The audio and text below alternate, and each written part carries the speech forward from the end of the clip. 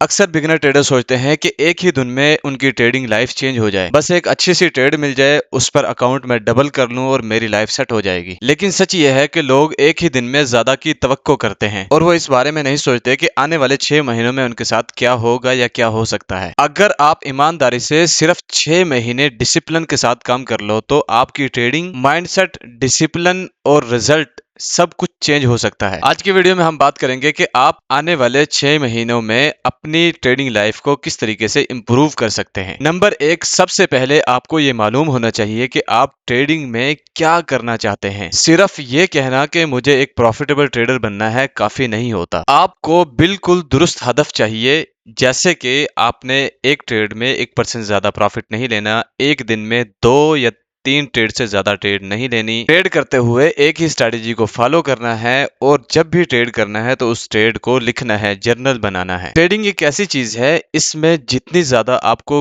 Clear चीजें मालूम होगी उतना ही ज्यादा यहाँ पर आप प्रोग्रेस कर पाओगे, यानी कि अपने आप को इम्प्रूव कर पाओगे। दूसरा ये कि आपने बार बार स्ट्रैटेजी को चेंज नहीं करना। नए ट्रेडर की सबसे बड़ी प्रॉब्लम ये होती है कि वो हर दिन अपनी स्ट्रैटेजी को चेंज करते रहते हैं। उनका तरीका ये होता है कि वो उन्होंने सिर्फ किसी की स्ट्रैटेजी देखी, उसे बैक टेस्ट भी नहीं करते और डायरेक्टली लाकर अपने लाइव अकाउंट पर अप्लाई करते हैं। ये गलत तरीका है। अगर उनके पास कोई स्ट्रैटेजी नहीं है, कोई पता नहीं है कि कहाँ पे कैसे ट्रेडिंग करनी है, तो कभी वो स्कैल्पिंग कर रहे होते हैं, कभी वो स्विंग ट्रेडिंग कर रहे होते हैं, कभी वो इंट्राडे ट्रेडिंग कर रहे होते हैं, कभी वो गोल्ड पर ट्रेड कर रहे होते हैं, तो कभी यूरो यूएसडी और कभी वो क्रिप्टो में चले जाते हैं। ये तरीका अपनाने से आपके अंदर कॉन्फिडेंस नहीं आता, बल्कि आप कंफ्यूज होते हो। ट्रेडिंग में ग्रोथ तभी आती है जब आप एक ही सेटअप को, एक ही स्ट्रैटेजी को बार बार टेस्ट करते हो, बार बार उस पर ट्रेड लेते हो। अगर आप स्ट्रैटेजी को चेंज करना चाहते हो तो जिस स्ट्रैटेजी पर आप काम कर रहे हो इस वक्त, उससे कम से कम 100 ट्रेड तो लेनी चाहिए। फिर उसके रिजल्ट देखो कि वो रिजल्ट क्या दे रही है। अगर अच्छे रिजल्ट दे रही है तो छोड़ दो, अगर अच्छे रिजल्ट नहीं दे रही तो फिर चेंज करो। तीसरा पॉइंट ये है कि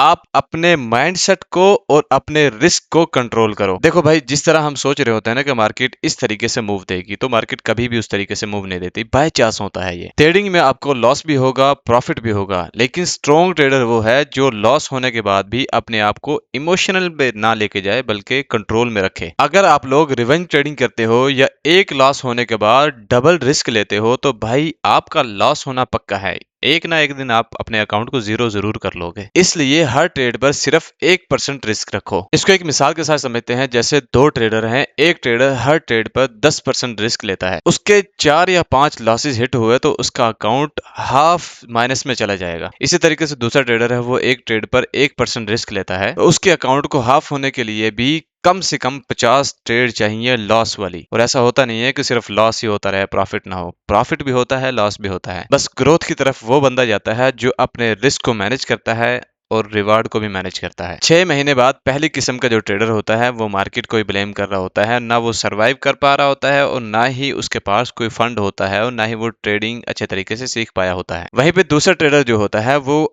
या तो अच्छा खासा प्रॉफिट बना चुका होता है, अगर उसने अच्छा खासा प्रॉफिट नहीं बनाया तो कम से कम उसका अकाउंट सरवाइव कर रहा होगा और साथ में वो अपनी स्किल को एक हाई लेवल पर ले जा चुका होगा, डिसिप्लिन अपने अंदर पैदा कर चुका होगा। नंबर 4, डेली की आदत से आपके अंदर ग्रोथ आती है, यानी कि जो डेली की रूटीन आप बना के रखते हो, डेली जो काम करते हो, उन्हीं की वजह से आप ग्रो करते हो। अगर आप रोजाना 30 मिनट मार्केट के जो चार्ट है उसे देखो, 10 मिनट अपने जर्नल को लो, उसे लिखो, सिर्फ अच्छी ट्रेड का ही इंतजार करो और उन्हें ही लो, तो 6 महीने बाद आपकी ट्रेडिंग में बहुत ज्यादा इंप्रूवमेंट आ सकती है। देखो भाई, मोटिवेशन जो है ना ट्रेडिंग में या किसी भी काम में, वो टेम्परेरी होता है, यानी कि आपको थोड़ा सा पुश देने के लिए होता है। लेकिन जो डिसिप्लिन है ये परमानेंट होता है। आप इसे लेके चलते हो, ये आपको लेके चलता है। आपको हर रोज ना अपने आप को मोटिवेट करने की या मोटिवेटेड फील करने की जरूरत नहीं है। आपको सिर्फ चाहिए कि जो आपने एक स्ट्रक्चर बनाया है, जो सिस्टम बनाया है, रोजाना के बेस पे उसे फॉलो करो, बस। पांचवा पॉइंट यह है कि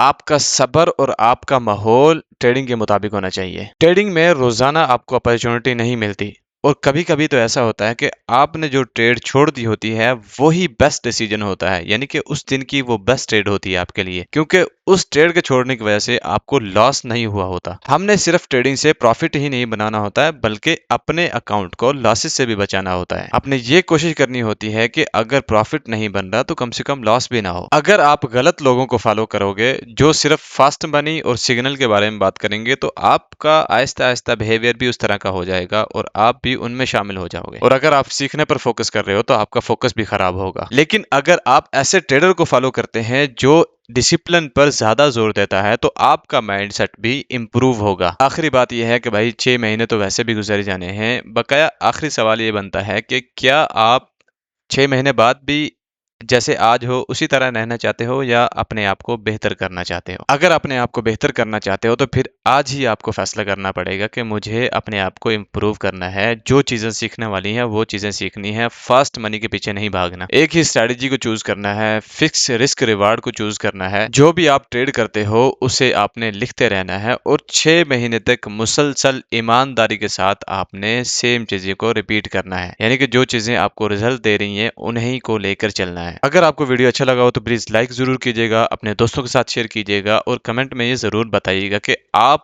आने वाले 6 महीनों में अपने आप में किस चीज को इम्प्रूव करना चाहते हो।